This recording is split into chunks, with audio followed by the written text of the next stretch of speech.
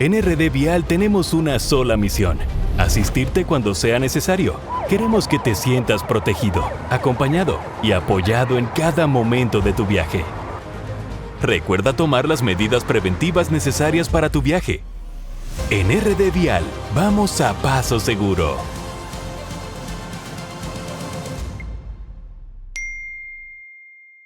Mi primer pensamiento. La televisión cambió y nosotros fuimos los primeros en dar el paso. Nosotros tenemos la mayor reserva de oro de toda esta región. Yo creo que aquí hay que alertar a todos los sectores de la sociedad. El Nuevo Diario TV, primer canal totalmente digital de la República Dominicana. Pioneros en transmitir por redes sociales, con una programación diferente pensada para ti. Se ha hablado entre el gobierno dominicano y el gobierno argentino de la ley minera de República Dominicana. Un canal innovador, moderno y cercano para mantenerte informado de lo que ocurre en nuestro país y el mundo. El que lo tenga, que Dios se lo bendiga. El Nuevo Diario, 44 años transformando la comunicación. Muy buenas tardes a todos. Les damos, señores, como siempre, la más cordial bienvenida al programa más controversial de la República Dominicana. Somos controversia, salud, humor, deportes, debate, arte, política y muchísimas cosas más. Bueno, mis amores, hoy es jueves y vamos a compartir la frase correspondiente al día de hoy. No dejes nada para después. Escucha bien, no dejes nada para después, porque en la espera del después tú puedes perder los mejores momentos. 100% real. Bueno, mis amores, hoy tenemos un mix de temas muy interesantes y son los siguientes. Nos vamos al mundo de la unidad de la comunidad sorda y el talento de la comunidad sorda. También nos vamos al mundo de los cuidados paliativos, mitos y verdades sobre este tema tan interesante. Para iniciamos hoy formalmente con la doctora Vanessa Pedraza Valenzuela. Ella es médico geriatra, egresada en Perú, maestra también de cuidados paliativos, coordinadora de salas de cuidados paliativos del Departamento de Emergencia del Hospital Guillermo Almendra de Lima, Perú. Y con la doctora Vanessa Pedraza Valenzuela vamos a tratar este tema tan interesante relacionado al mundo de los cuidados paliativos, mitos y verdades. Desde Perú tenemos aquí a la doctora Vanessa con nosotros en casita. Buenas tardes, doctora, ¿cómo está usted? Bienvenida a su casa. Muchas gracias, muchas gracias. Es un gusto poder saludarlos, es un gusto poder compartir por este medio algo tan importante por primera vez. Y bueno, deseo de corazón que algunos ítems realmente puedan justamente vencer algunos mitos sobre esto tan importante que son los cuidados paliativos y los pueda orientar. Muchísimas gracias, doctora. Es para nosotros un gran honor poder compartir con usted esta tarde. ¿Qué son los cuidados paliativos, doctora? Bueno, en palabras sencillas, los cuidados paliativos son aquel cuidado multidisciplinario, multifocal, que se dé a toda aquella persona que va a atravesar por una enfermedad que en el tiempo esta va a ser crónica y en algún momento va a amenazar el trayecto de su vida. El objetivo principal de los cuidados paliativos es brindarle calidad de vida al paciente y al familiar. Doctora, ¿es cierta esta frase? No hay nada que hacer. ¿Cómo lo ve usted como especialista en el área de cuidados paliativos? Bueno, en realidad es una frase que no se debería usar, porque realmente nosotros seguimos continuando haciendo algo, aportando al paciente, acompañando al paciente y a la familia, aun cuando éste vaya a trascender, o sea, después de haber fallecido. Entonces, cuando alguien le dice a un paciente, no hay nada más por hacer, realmente lo que está generando en este paciente, en esta otra persona con enfermedad, es el abandono. No hay un acompañamiento adecuado.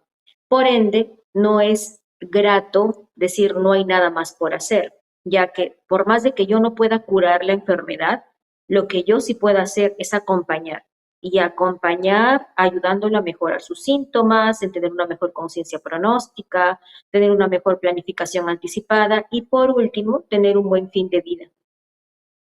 ¿Quiénes integran el equipo de cuidados paliativos? Bueno, el equipo de cuidados paliativos debe ser un equipo multidisciplinario. No solamente está conformado por el médico paliativista, sino también por un psicólogo, un nutricionista, un farmacéutico, medicina física, un capellán, servicio social y también sus mismos cuidadores, ¿no? Es un grupo multidisciplinario y el médico paliativista como tal trabaja en este caso de la mano con el médico oncólogo, si es una enfermedad oncológica, con un médico neurólogo, si es una enfermedad neurodegenerativa, con el médico gastroenterólogo, si es una cirrosis hepática, por ejemplo, con el médico nefrólogo, por ejemplo, ¿no? Entonces, es un trabajo multidisciplinario. Tiene que haber siempre un grupo para que cada uno pueda llegar a un neto acuerdo, un neto objetivo simple de un paciente. ¿Por qué, doctora, algunos grupos rechazan los cuidados paliativos? Yo creo y tengo certeza de que los cuidados paliativos uno les tiene aún como, o hay mucho mito con respecto a esta área, que por ende es una área médica, porque los que hacemos cuidados paliativos también somos médicos. Yo creo que es un poco la falta de orientación y porque tradicionalmente o míticamente, si vale el término, los cuidados paliativos lo asocian solo a la muerte. O sea, el cuidado paliativo tradicional es un paciente netamente que está en agonía, pero no nos damos cuenta de que el cuidado paliativo se puede dar incluso desde el mismo diagnóstico de la enfermedad, porque no olvidemos que todas las enfermedades oncológicas y no oncológicas no son planas, tienen trayectorias de enfermedad. Entonces, en esas trayectorias de la enfermedad o en los cambios que la enfermedad va a ocasionar o va a presentar de forma natural, fisiológica para cada enfermedad, es que el cuidado paliativo tiene que ir acompañando, no solamente mejorando el síntoma que ocasione la enfermedad, sino los síntomas que ocasiona incluso hasta el mismo tratamiento. Y solo estoy basado en la etapa física. No olvidemos que el cuidado de un paciente no es netamente físico, es psicológico, es espiritual, es social, es cognitivo. Entonces, también es multidimensional ese abordaje al paciente, por ende, su compromiso tiene que ser también multidisciplinario. Entonces, yo creo que el cuidado paliativo en muchos colegas o áreas de la salud no está muy permitido porque, o no está muy bien aceptado, justamente por ello, porque se asocia netamente que el cuidado paliativo es solo para los pacientes que están en situación de últimos días, o sea, muy cerca al fallecimiento. Y nos olvidamos de que el paciente no son solamente es una carga de síntomas, dolor, náusea, vómito, sino que es una carga de múltiples cosas, ¿no? Entonces yo creo que es más por eso. Llamó la atención, doctor, esa parte tan interesante que usted trata con relación a tantas situaciones que existen, estigmatización sobre estos temas relacionados a la muerte y cuidados paliativos. La pregunta que me surge es la siguiente, doctor. Entonces, ¿de qué manera considera usted que nosotros podemos combatir todos estos estigmas relacionados a estos temas tan profundos, tan complejos, pero sobre todo tan real? Yo creo que tiene que basar uno en la educación. Uno no tiene un mito de algo porque simplemente lo desorienta como tal, sino si no sabe en qué consiste, definitivamente el miedo a realizar algo o el miedo a saber algo o el miedo a ampliar mi conocimiento va a hacer que yo siempre esté rodeado de mitos, ¿no? En este caso, mitos sobre el cuidado paliativo. Eso es uno. Y dos, porque si bien es cierto, la muerte sigue siendo un tabú para muchos sectores sociales o para muchas personas, indistintamente del grado de educación.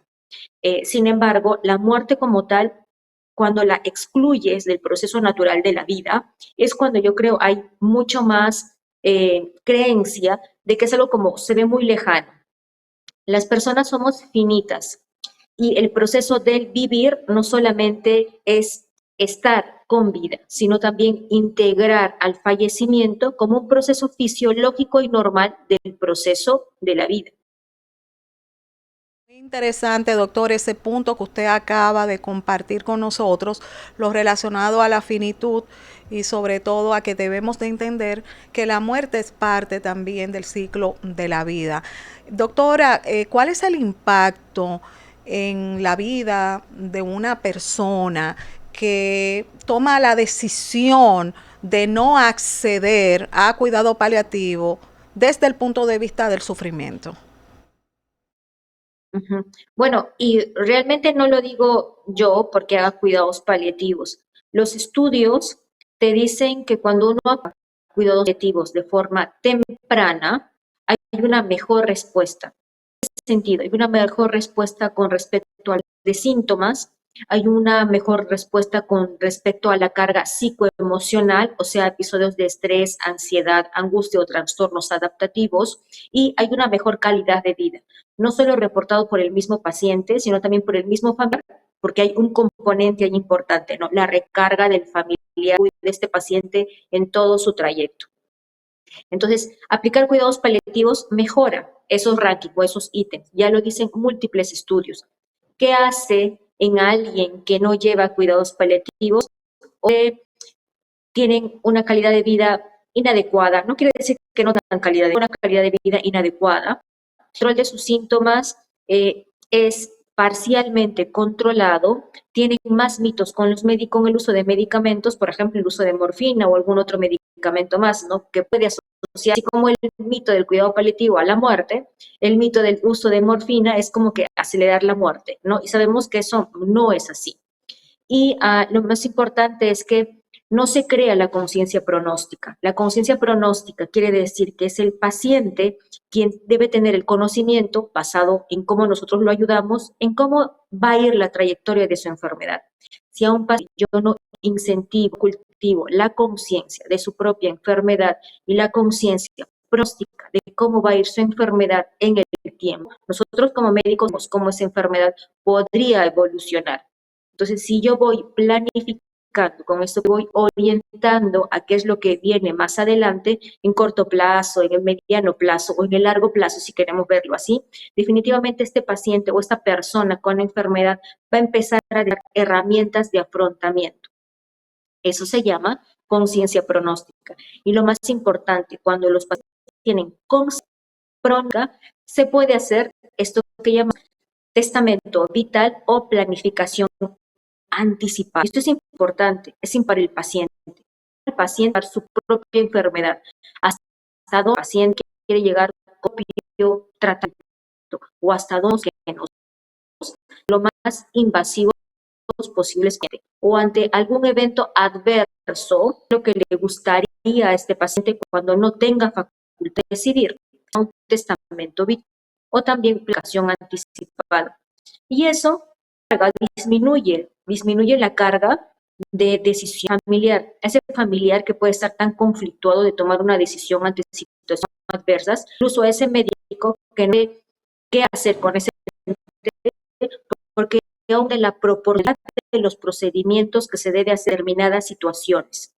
Los médicos, no sé si tanto los médicos jóvenes o los médicos ya con edad, yo he visto como que ha crecido la proporcionalidad para procedimientos, a veces nos cuesta por temor, porque valgan verdades, hacemos mucha medicina a la defensiva, nos cuesta por falta de conocimiento y nos cuesta que tenemos en el chip que nuestro único es curar. No significa que a mí no me guste pacientes, no, a mí me gusta, por ahí se empieza, debo curar, pero cuando no puedo curar, a pesar de todo lo que ya debía hacer previamente, tengo que acompañar de alguna forma. Entonces, esa última parte del acompañar, donde como que ingresa un poco el no hay nada por hacer, pero realmente creo que es donde hay que hacer hartísimo cuando he hecho algo antes, es que todavía cuesta mucho de educación. Entonces, alguien que no pasa por cuidados paliativos tiene mucho impacto, no solo mucho impacto en el manejo de los síntomas, sino en el entendimiento de su propia enfermedad y por eso damos esa potestad tan importante al paciente de qué cosa es lo que él quiere con respecto al proceso de su propia enfermedad. Y nosotros adoptamos más, o muchas veces, el papel ese tan paternalista que puede tener el médico, de decirle al paciente lo que nosotros que parece paciente, ¿no? Y a veces muy en cuenta lo que ese paciente pueda querer o de repente haya podido planificar. Eso es lo importante. Ocurre específicamente en el mundo de los niños? ¿Pueden ellos recibir cuidado paliativo? ¿Y por qué razón se evita tanto este punto? En realidad, uno de los mitos es que solo se aplica a personas adultas mayores, pero tenemos que saber que la persona dentro de toda su trayectoria de vida, en algún momento puede enfermar y puede llegar a ocasionar una trayectoria que uno no espera una enfermedad terminal en un niño antes de nacer. Entonces, hay cuidados paliativos neonatales, cuidados paliativos pediátricos, cuidados paliativos del adulto, cuidados paliativos del adulto mayor e inclusive cuidados paliativos perinatales, o sea, antes de que los niños nazcan. Entonces, el cuidado paliativo, dependiendo la etapa en la que se encuentra la enfermedad en esa persona, ¿no es cierto?, tiene un abordaje distinto, tiene un abordaje, tiene que ser siempre multidisciplinario, ¿no? Y cada etapa de la vida, eso se hace mucho más delicado. Es decir, entablar conversación con unos padres cuyo hijo, que ni siquiera ha vivido la adolescencia ni la pubertad, ¿no es cierto?, muy pronto se va a marchar. Y es diferente plática de los hijos grandes ellos, a quienes muy pronto su padre va a trascender, va a fallecer. La conversación de abordaje es diferente, pero sí debemos saber que hay cuidados para todas las edades. ¿Cuál es la diferencia, doctora, que existe entre la eutanasia y el cuidado paliativo? Ya que muchas personas pues confunden estos términos. Sí, el cuidado paliativo no es la eutanasia como tal. La eutanasia como definición es cuando yo administro algo con la intención de ocasionar muerte a ese paciente. O sea, la clave es la intención. Por eso es la diferencia entre eutanasia y sedación paliativa, ¿no? La eutanasia, yo pongo medicamentos y tengo la intención de que ese paciente fallezca. La sedación paliativa, pongo medicamentos con la conciencia de yo disminuir el grado de conciencia de ese paciente. Esos pacientes en sedación pueden permanecer muchísimo tiempo. Con la eutanasia yo no busco tiempo, yo busco acabar con la vida. Ahora, la eutanasia con los cuidados paliativos, lo dice, son cuidados prolongados, cuidados de un paciente con enfermedad. En eutanasia yo no estoy cuidando nada, simplemente estoy finiquitando algo, no por la petición de algo.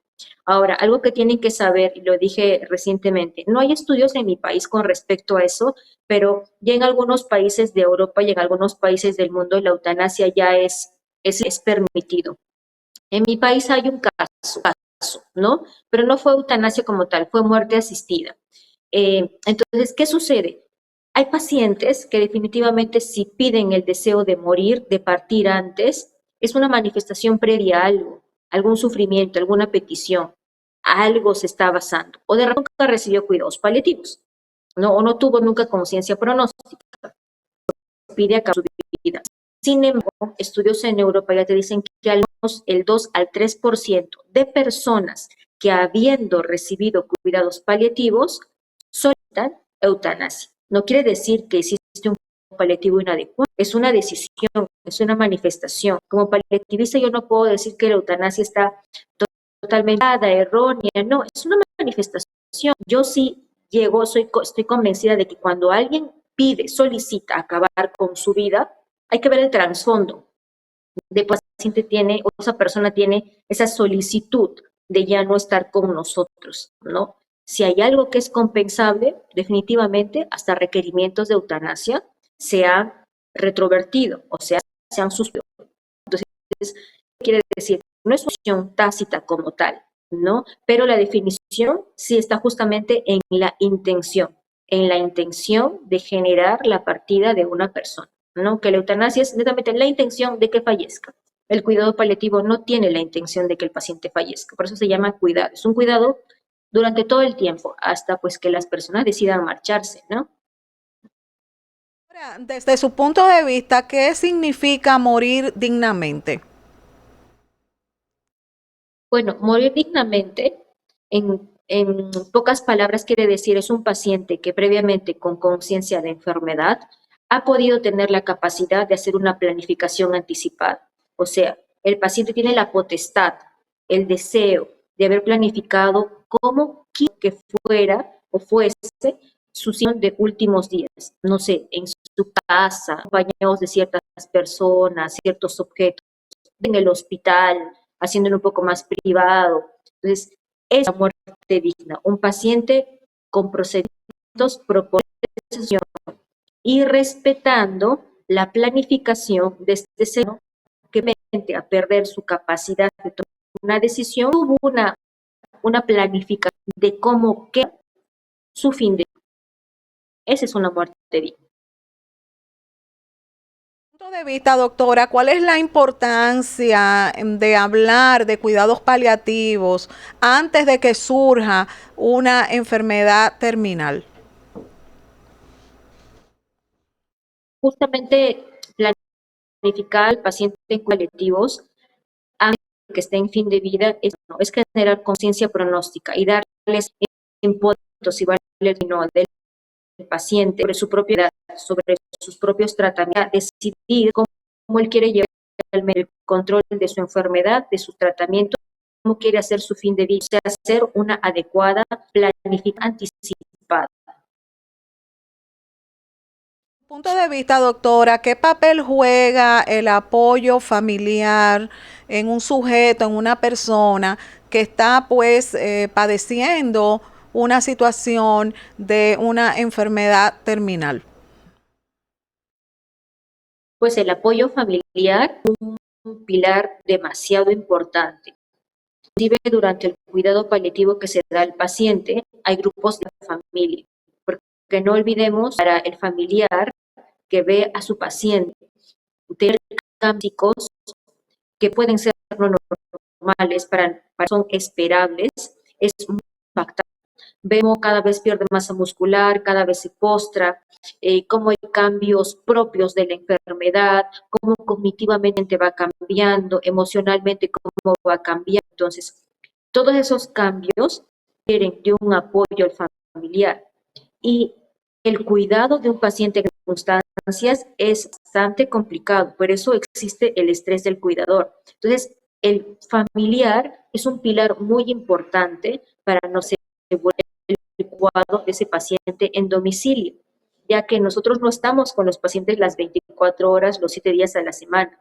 Es el cuidador quien nos manifiesta cómo está su paciente, cómo le ha ido el día a día, y nosotros por reforzar lo que tanto el paciente como el familiar nos reporten. Entonces, la familia, el conocimiento de la familia sobre la enfermedad de su paciente y el mismo cuidado emocional de ese familiar que cumple el rol de cuidador principal es importantísimo para que ese paciente llevar un buen cuidado paliativo.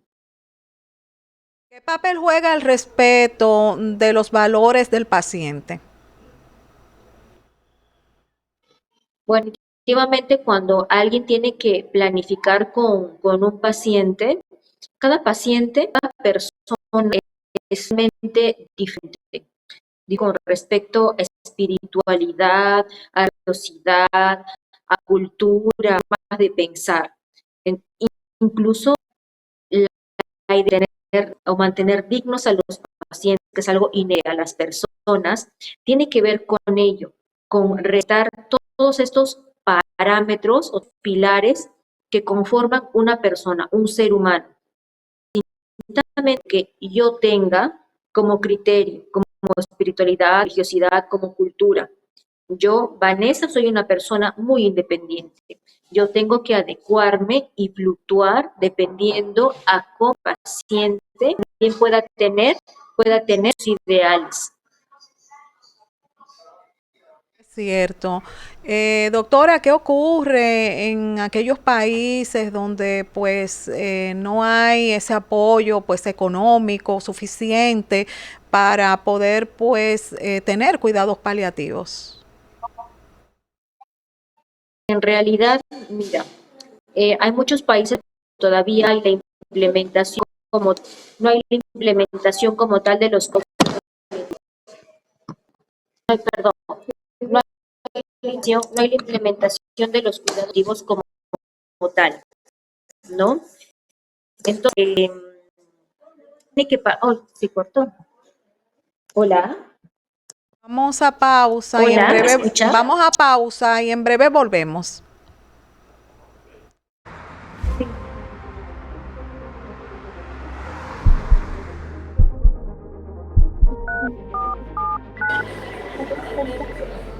En RD Vial tenemos una sola misión: asistirte cuando sea necesario. Queremos que te sientas protegido, acompañado y apoyado en cada momento de tu viaje. Recuerda tomar las medidas preventivas necesarias para tu viaje. En RD Vial, vamos a paso seguro.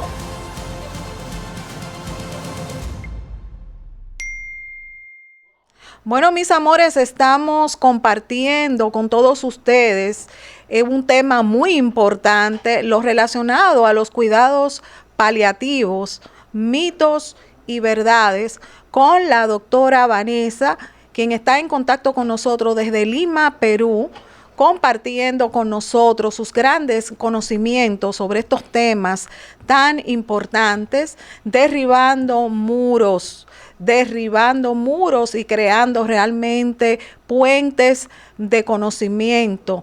La doctora Vanessa ha compartido con nosotros muchos puntos interesantes, y uno de ellos es que no es solamente dirigido a ancianos, este tipo de cuidados paliativos, sino que también niños y personas de todas las edades pueden recibir este tipo de cuidado. Ha hablado también de cuáles son los objetivos principales de los cuidados paliativos. Ha hablado también de la importancia de nosotros tener conocimiento previo de todo lo que es el cuidado paliativo, para con esto pues realmente tener no solo un soporte desde el punto de vista de lo que sería abrir conciencia al respecto, sino también de tener herramientas importantes para nosotros poder manejarnos en esos casos específicos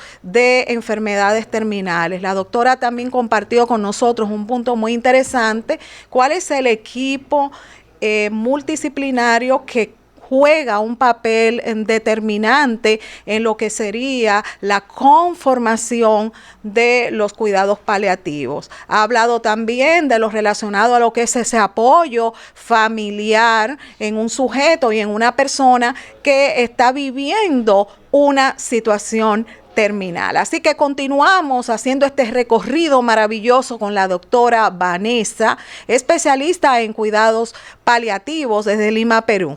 Continuamos, doctora. Adelante.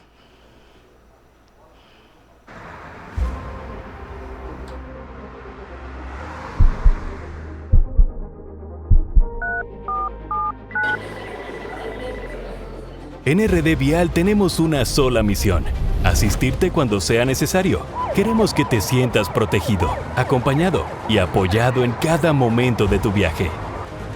Recuerda tomar las medidas preventivas necesarias para tu viaje. En RD Vial, vamos a paso seguro.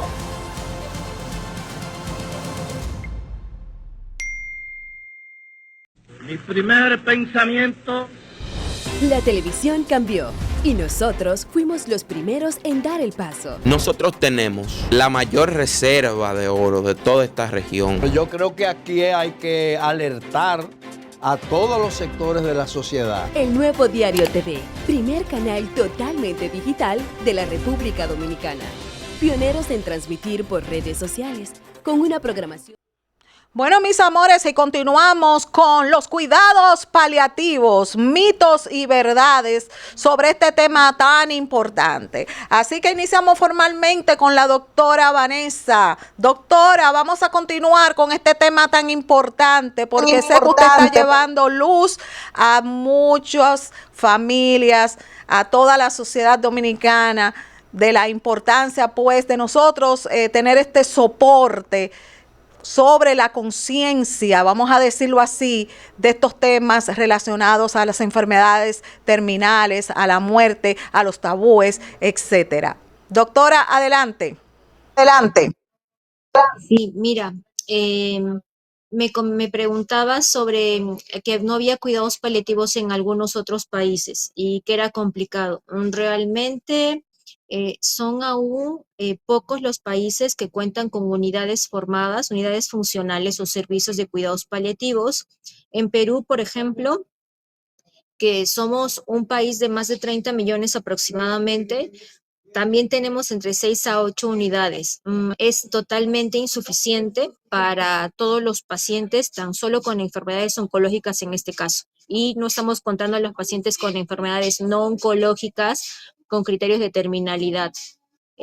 Yo creo que uno, para empezar a implementar cuidados paliativos, tiene que partir por la orientación a la comunidad sobre qué hacer en situaciones en las que ellos se encuentren en compañía o cuidando a pacientes con enfermedades avanzadas.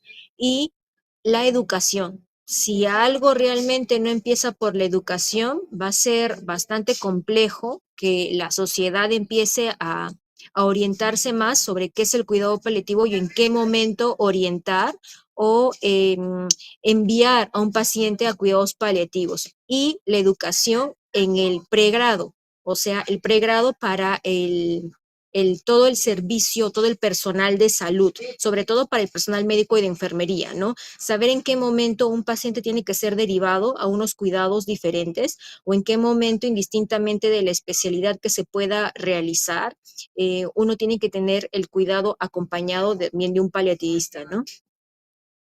¿Cuál es la diferencia que existe entre cuidado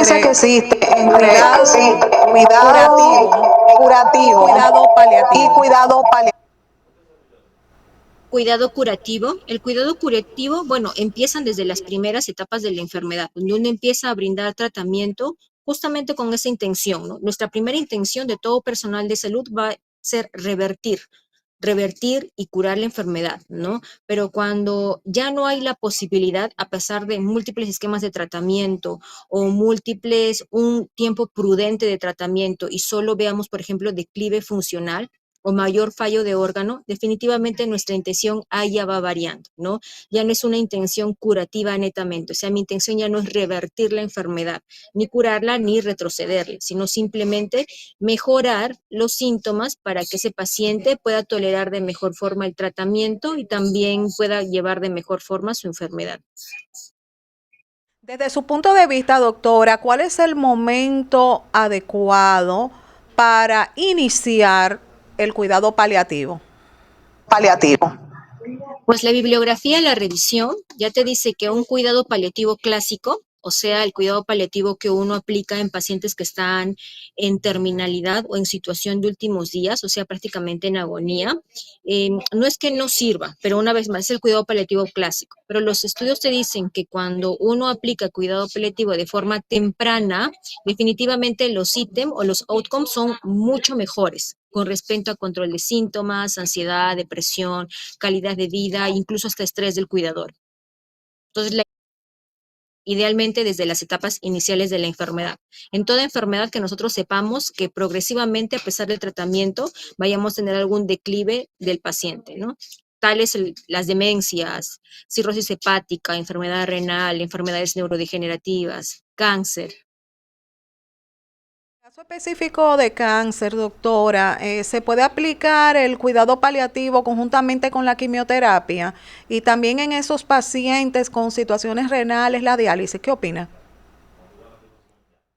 Sí, claro que sí. La idea de que el paciente empiece a tolerar tratamientos, el cuidado paliativo va a empezar a mejorar síntomas que ocasionen la enfermedad y síntomas que ocasione el propio tratamiento, en este caso la quimioterapia o radioterapia o inmunoterapia o braquiterapia, cualquiera de las terapias que los pacientes vayan a ser sometidos con la primera intención que es curación, ¿no? Entonces el cuidado paliativo va de la mano. ¿Para mejorar síntomas? Sí. Para que el paciente psicoemocionalmente esté más comprendido con respecto a lo que está pasando en su cuerpo, sí. Nutricionalmente, también. Entonces, sí, va de la mano. Idealmente, debería ir de la mano. Con pacientes con enfermedades no crónicas, perdón, con enfermedades crónicas, o sea, no oncológicas, también pacientes en diálisis, ¿no? Pacientes que están esperando, por ejemplo, trasplante hepático y que están con síntomas propios de la cirrosis hepática, pacientes con fibrosis pulmonar o pacientes con EPOC, ¿no? Quienes están esperando, por ejemplo, un trasplante pulmonar o de repente quienes no lleguen nunca a un trasplante y los síntomas van a ir progresando. O pacientes con demencia, o pacientes con enfermedades neurodegenerativas, como Parkinson, como esclerosis múltiple. Usted como especialista en la materia y que tiene pues este gran manejo en hospitales, etcétera, ¿cuáles son esas decisiones éticas más comunes, más frecuentes que usted ve que toman los familiares cuando están con un familiar que tiene una situación terminal? Cuando los pacientes llegan por algún evento agudo que descompense su trayectoria de enfermedad, la adecuación terapéutica o, por ejemplo, como conocen, limitación terapéutica es una decisión muy difícil para la familia y también es una decisión muy difícil para el propio profesional de salud, ¿no? Saber hasta dónde llegar con ese paciente. Y con el familiar puede generar y genera sentimientos de culpa, ¿no? Retiro de las ondas, no reanimación, no intubación, genera culpa y más aún es la culpa cuando no se cultiva la conciencia de su paciente, cuando esos estuvieron mucho más conscientes, ¿no? Eh, Ese es el tema ético. ¿En qué momento parar o en qué momento aprender a ser más proporcional, ¿no? Para no ser tan obstinado terapéuticamente o no lograr eso que famosamente conocen como encarnizamiento terapéutico, que es la obstinación terapéutica, ¿no? Así que Sí. no como decisión una sola persona, no, es un conjunto de colegas, es un conjunto de personal de salud que conoce al paciente, conoce su enfermedad, conoce a la familia y que saben por todo lo que ha pasado. Entonces la situación adversa hace que se tomen decisiones, que se manifieste a la familia, se tenga en cuenta si hay una directriz anticipada en situaciones como estas. Para esto son las directrices anticipadas, por eso es importante la conciencia pronóstica antes. Y en caso de no haber, bueno, orientar a la familia, ¿no? Para evitar justamente ello, sentimiento de culpa por el retiro o la limitación o la adecuación de algún procedimiento. Doctora, que hay casos en los cuales el paciente sí se puede comunicar, pero en otros es todo lo contrario, no se puede comunicar. ¿Qué ocurre en esos casos específicos cuando hay conflictos o situaciones relacionadas a la familia y al paciente? Es decir, la familia quiere, pero el paciente no quiere. Estamos hablando cuando se puede comunicar y cuando no puede comunicarse, lo contrario. ¿Qué opina? Es que uno de los principales principios de bioética es la autonomía, ¿no? Entonces, si un paciente está autónomo para tomar sus decisiones, definitivamente la autonomía es la que va a prevalecer. Previamente se tiene que hacer un consenso entre familia, personal de salud, paciente, personal de salud y definitivamente siempre va a prevalecer la autonomía. Por más de que nosotros podamos tener que la idea o la decisión sea no la más correcta, no la más idónea, definitivamente lo que prevalece es el deseo del paciente.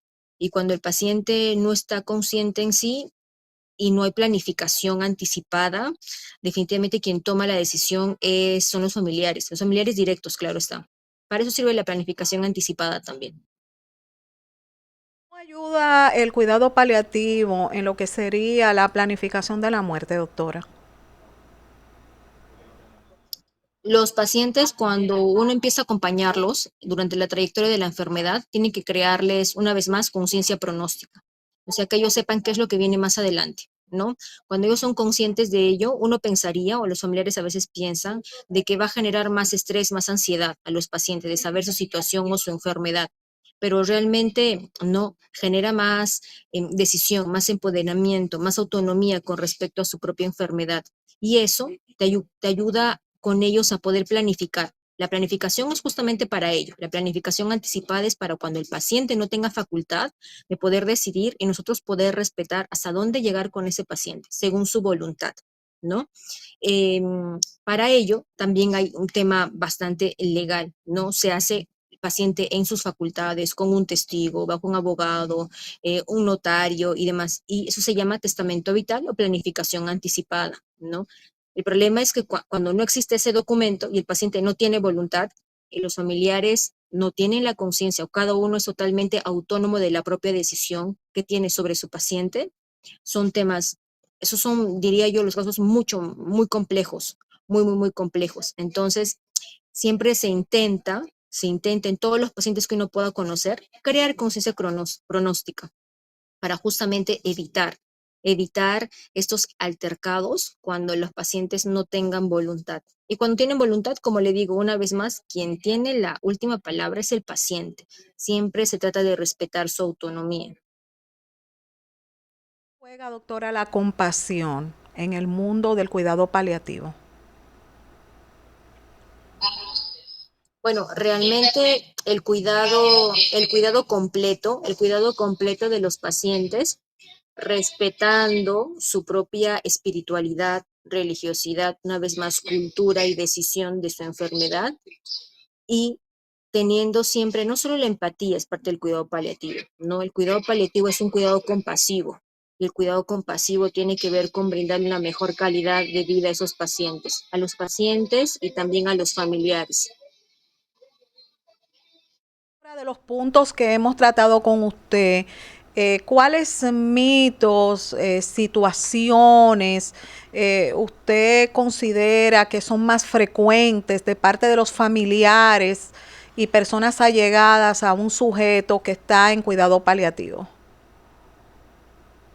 Pues uno es cuando bueno, no todos los pacientes, pero en la gran mayoría cuando se usa un opioide mayor, en este caso morfina, la idea de fin de vidas les viene más en mente, ¿no?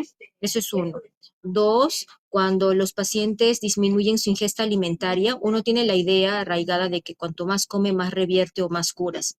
En algún momento de la enfermedad, lo que el alimento pudo ser ese objetivo o tener ese objetivo, al final de vida se pierde.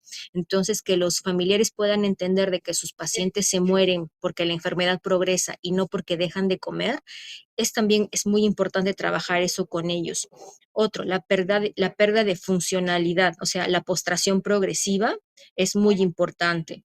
Y no reanimar, no intubar, procedimientos invasivos, también es un tema muy importante para la propia familia. Redes sociales, doctora, y números de contacto.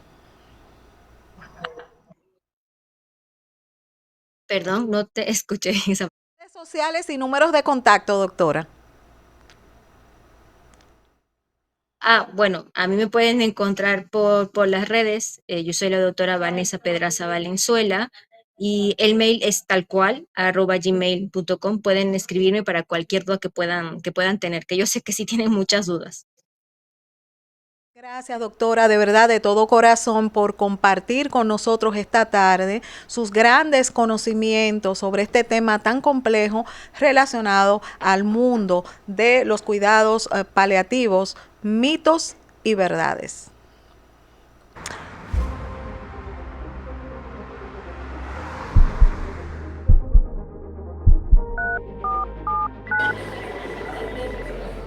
En RD Vial tenemos una sola misión: asistirte cuando sea necesario. Queremos que te sientas protegido, acompañado y apoyado en cada momento de tu viaje. Recuerda tomar las medidas preventivas necesarias para tu viaje. En RD Vial, vamos a paso seguro.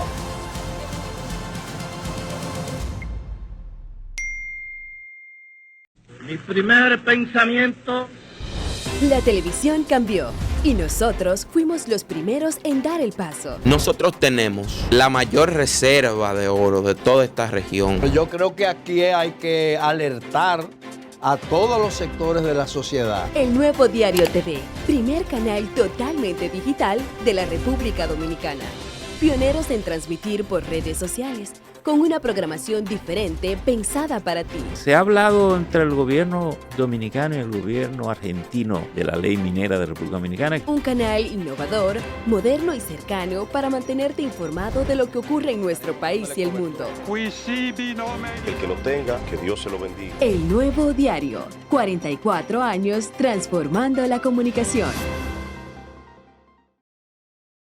Bueno, mis amores, y continuamos con más de Somos Controversia, salud, humor, deportes, debate, arte, política y muchísimas cosas más. Ahora nos vamos a un mundo muy interesante, el mundo de la comunidad sorda. Y hoy tenemos un temazo. Nos acompaña el día de hoy Adriel Gustini. Él es representante de la comunidad sorda, representante cultural de la comunidad sorda. Y el día de hoy pues va a tratar con nosotros un mix de temas relacionados a la unidad de la comunidad sorda, así como el talento de comunidad sorda y todos los pormenores acerca de una actividad que ellos tienen, Emprende Sordos. Así que ya ustedes saben, hoy tenemos aquí en casita a nuestro querido Adriel. Hola Adriel, ¿cómo tú estás? Bienvenido a tu casa como siempre. Gracias. ¿Cómo está? Todo bien, gracias a Dios. Me siento orgulloso por estar aquí en este lugar y seguir luchando para que la comunidad sorda pueda crecer. Sí. ¿Por qué hay tantos conflictos en la comunidad sorda? Por Dios, cuéntame. Bueno, hay muchos conflictos, siempre aparecen situaciones difíciles y los conflictos, nosotros estamos tratando de romper las barreras del silencio. Siempre buscan excusas las personas oyentes porque no conocen la cultura sorda. El conflicto siempre lo bullying, la discriminación, también los intérpretes que quieren estar encima de la comunidad sorda, de los sordos, que creen que aunque los intérpretes mandan, pero no. Nosotros estamos tratando que deben respetar la comunicación de las personas sordas. Siempre aparece mucho conflicto. Sí, háblame acerca de cómo está el asunto de la unidad en la comunidad sorda. Vamos a ver. La unidad, gracias a Dios, estamos trabajando porque hay varias instituciones que nos están escuchando y nos están acercando y te están sorprendiendo el talento de las personas sordas. La unidad de la comunidad sorda, estamos tratando que la estructura de la comunidad sorda y la asociación que se estructure y que puedan seguir adelante. Porque la asociación ANSORDO ya se ha trabajado muchos años y si fue seguido, hasta ahora está un poco pausado. Y estamos tratando que la comunidad sorda que pueden rescatar esta asociación ANSORDO para poder tener una nueva estructura y la unidad de la comunidad sorda. Sí, háblame acerca de qué significa, en qué consiste Emprende Sordo. ¿Perdón? Emprende Sordo. Sí, es un proyecto que se fundó fue el 24 de mayo de 2024. Es un proyecto que estoy iniciando de emprendedores sordos dominicanos. Hay muchos sordos emprendedores que tienen su talento, sus ideas, mostrando su negocio y también que ellos tienen su venta de cualquier cosa, tipo de artes, venta de cuadros, manualidades y todo, cosas así. Y ese proyecto vamos a darle un paso para darle iniciativa, que ellos pueden mostrar su talento. Sí, ¿tienen los sordos muchos negocios? Sí, hay muchos sordos que tienen su negocio propio. ¿Cómo de qué tipo? Por ejemplo, hay sordos que son mecánicos, también sordos barberos, sordas, mujeres sordas tienen su salón de belleza, y también mujeres sordas que venden ropa. Hay muchos también varones que también tienen su negocio de vanitería y cosas así, pero las personas oyentes dicen que no se ve, pero nosotros estamos tratando de mostrando a la sociedad que ellos puedan ver los negocios, que ellos emprenden su propio talento. ¿Y cómo tú ves el asunto de la inclusión en este mundo de comunidad sorda hacia la sociedad? Que sí ha sido siempre un tema que tú has tratado aquí con nosotros en varias ocasiones. Entonces nos iríamos más allá, porque ya me estás hablando de un punto importante que es emprendimiento, aceptación en este sentido. Bueno, la inclusión y en muchas actividades, nada más ven, mira, estamos haciendo una inclusión para actividades de personas sordas con discapacidad, pero no lo hace siempre.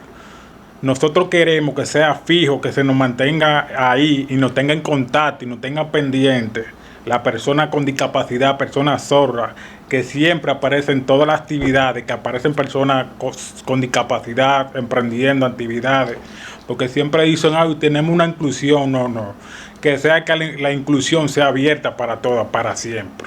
Sí, dentro de los conflictos que tú siempre has planteado aquí en casa, está lo relacionado al lenguaje de señas, a personas, ¿verdad?, que quieren de una forma u otra asumir posiciones según tú has tocado aquí con nosotros. ¿Cómo va ese asunto? Bueno, ahora mismo todo a nivel nacional debemos hacer un acuerdo, organizar todo bien sobre la comunidad sorda y la comunicación de la lengua de señas. Tiene que organizarse, porque el primero estamos buscando la unidad. El segundo es estructurar cada idea que tiene la persona sorda, que puede involucrarse en diferentes actividades para mejorar lo que está pasando aquí, la comunidad sorda y los conflictos, y resolver esos problemas. Y después el tercer paso en futuro, que el desarrollo y la enseñanza de la comunidad sorda, de la lengua de señas, tiene que haber sordos evaluando y observando para saber quién puede ser intérprete para trabajar en diferentes instituciones. Hay muchos intérpretes que se meten sin autorizaciones de la comunidad sorda y se sorprende. ¿De dónde fue quién lo puso ahí y esto? Por eso estamos preocupados, que por eso estamos un poco difícil para tratar de enfrentar esa situación. Sí. ¿Cuáles más retos ustedes están enfrentando como comunidad? Bueno, ahora mismo el mayor reto es que reciente en el 2023 se aprobó la ley de la lengua de señas, el presidente Luis Abinader. Nuestro reto es enfrentar todo lo que está pasando y decir la verdad a la institución y la sociedad, que pueden saber que las personas sordas no estamos invisibles, no, que se vean visual y con transparencia, y que en un futuro, ya que la persona con discapacidad y las personas sordas lo tengan pendiente, que enfoque a toda la institución y que nos escuchen con una sola voz. No es tenemos muchos años luchando, hablando, siempre prestan atención un poquito, pero yo prefiero este año, 2025, con una sola voz le impacte el corazón a la persona, que este talento hay que sorprender y romper la barrera del silencio. Sí, una de las inquietudes que planteaste en el último programa que tuvimos la oportunidad de compartir fue lo relacionado a las mujeres embarazadas sordas. Háblame sobre eso, cómo ha ido evolucionando esa situación, génesis que planteaste aquí en ese momento.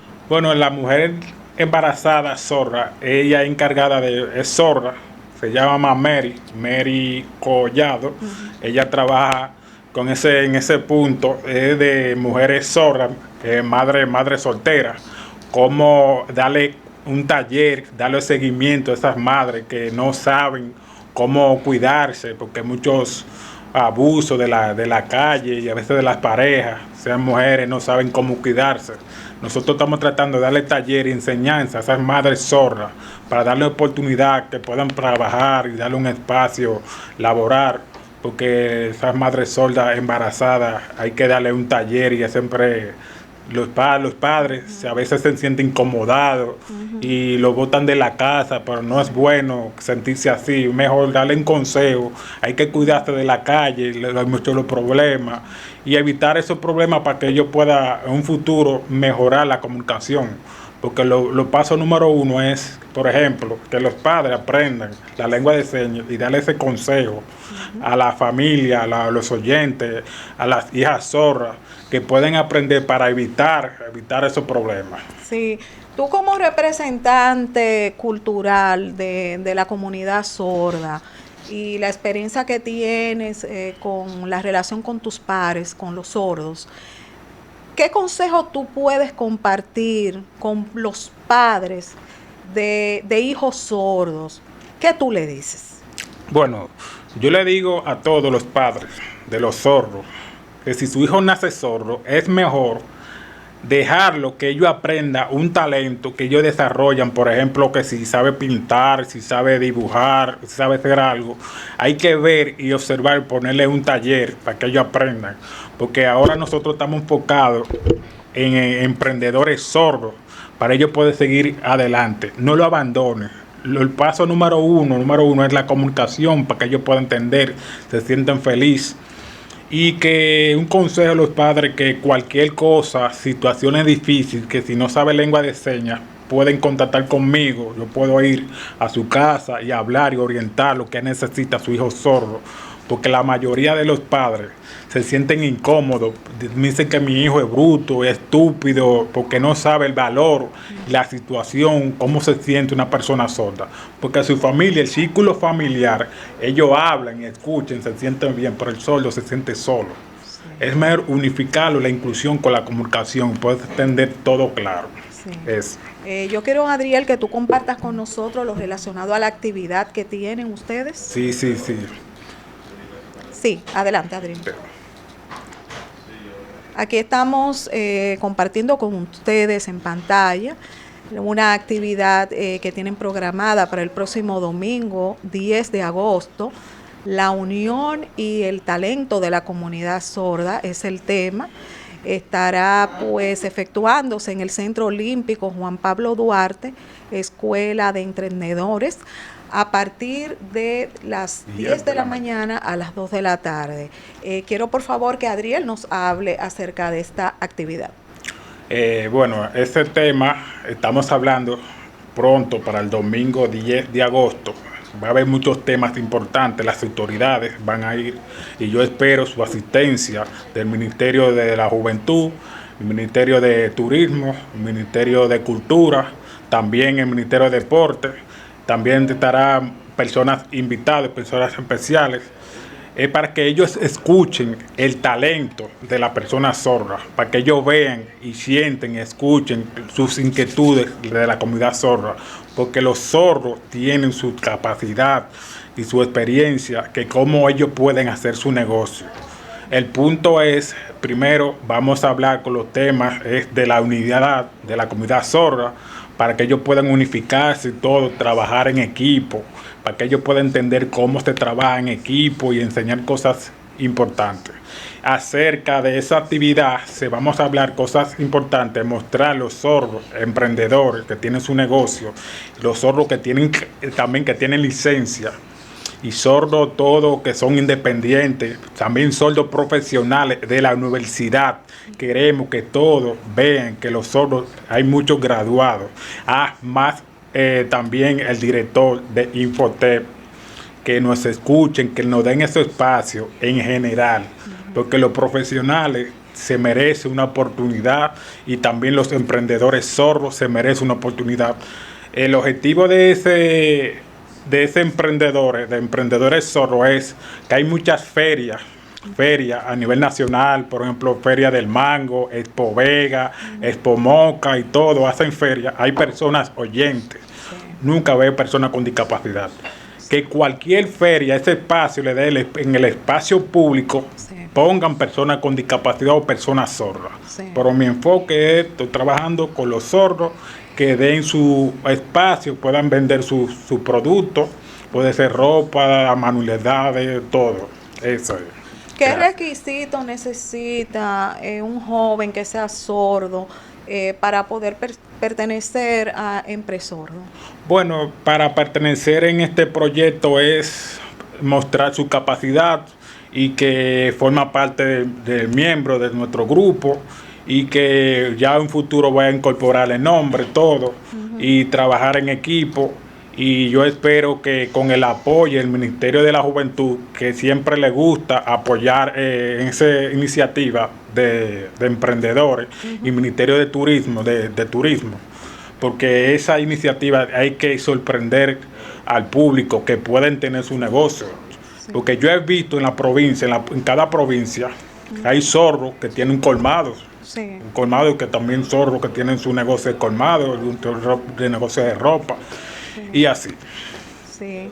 ¿Qué tú esperas después de la actividad? ¿Qué resultados tú esperas? Bueno, yo espero que toda la comunidad zorra y las autoridades, esos mensajes le llegue al presidente Luis Abinader, que se unifique, se multiplique el apoyo a todas las autoridades. Yo sé que muchas personas en la institución están preocupados, quieren escuchar, están ansiosos de la comunidad sorda, que tienen la curiosidad de saber su talento. Aunque no sabe lengua de señas, va a haber un intérprete, va a decir todo con voz lo que ellos necesitan y que se merece su oportunidad. Sí, yo quiero por favor aprovechar la oportunidad que estás aquí con nosotros para que le envíes un mensajito a los sordos. Adelante.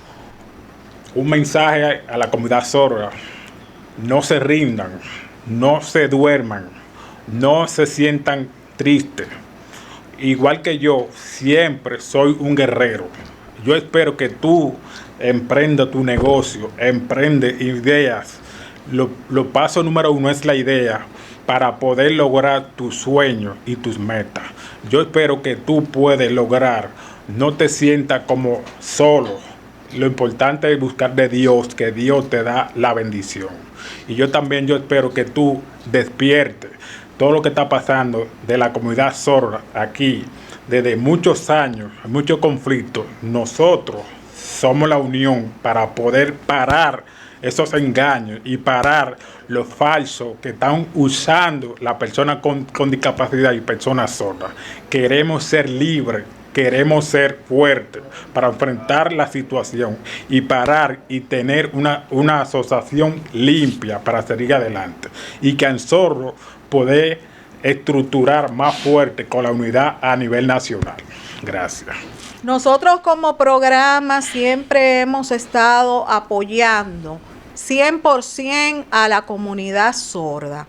Y decimos lo siguiente: sí a la inclusión, y vamos a respetar los derechos de los sordos en la República Dominicana. Adriel, redes sociales y números de contacto.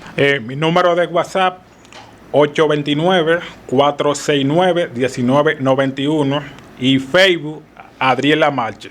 Adriel Lamarche. Por ahora, gracias. Y yo espero que ustedes puedan escuchar y que la persona que tenga vergüenza enfrente y hable, no se quede callado. Si se queda callado puede fracasar. Sí. Gracias. Muchísimas gracias, Adriel, de verdad, de todo corazón, por compartir con nosotros esta tarde lo relacionado a Impresordo y pues la situación que está viviendo la comunidad sorda en la actualidad. Bueno, con todo esto, mis amores, hemos llegado al final de esta entrega maravillosa correspondiente a esta tarde. Mañana ustedes saben que es viernes y los viernes siempre tratamos temas complejos, temas fuertes, temas difíciles. Y mañana nos vamos a un mundo muy fuerte. Las tratas blancas, tratas de personas. Así que ya ustedes saben, mañana vamos a derribar muchas situaciones, muchas paredes relacionadas sobre este mundo tan complejo, la trata de personas. Así que ya ustedes saben, soy Crismelis Brito Padilla, su doctora controversia.